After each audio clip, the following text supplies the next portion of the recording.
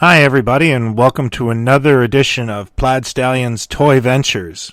Doing something a little different this week in that I'm not going to talk about a particular toy. Actually, I'm going to talk about my new display case. I picked this display case up at a church rummage sale. Actually, it was the church I went to as a kid, and they used to sell crosses and rosaries in here at the back. I picked it up for about $15, and I didn't know where I was going to put it. Truth be told, I didn't even know how to get it into my wife's car, but luckily some guy took pity on me and gave me a hand. It sat in my garage for a couple of months until I finally gutted my office and decided to put it right at the front when I walk in.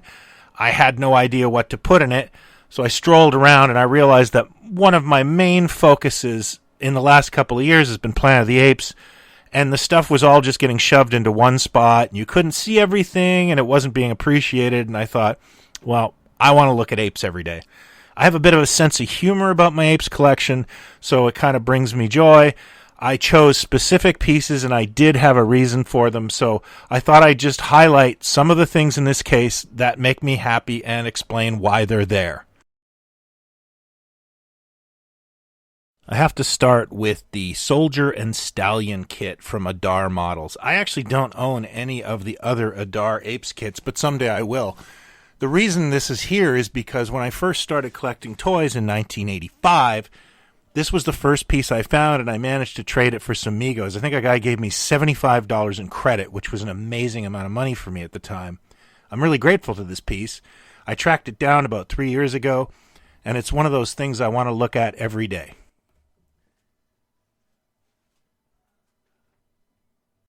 If you know me, you wouldn't be surprised to see a bunch of rack toys in here. And of course, rack toys are some of my favorite items, and I even wrote a book about them.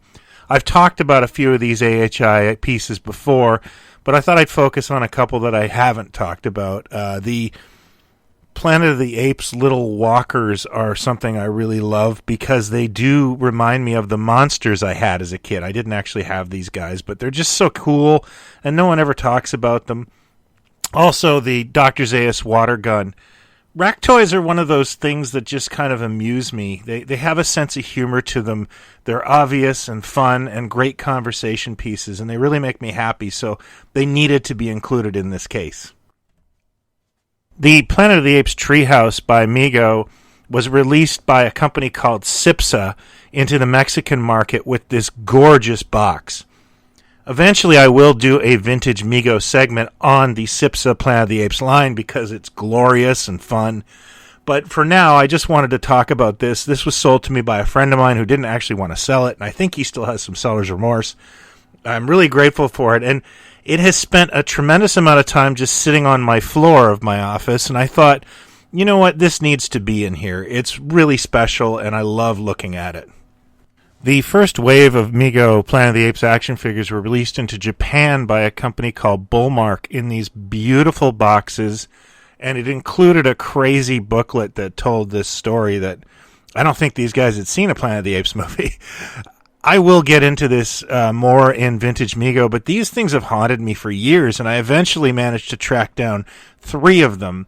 And 3 seems to be a magic number with me in Planet of the Apes. I have 3 different series of packaged figures in Mego that I have stopped and stalled at 3 different characters. And it's kind of this wonderful thing where I still have a hunt every time I go on eBay. And one of these days I'll break that curse and get to 4, but for now I really like looking at these colorful boxes, and they were kind of tucked away in the old display, and this is kind of a nice way to revisit old friends, so to speak.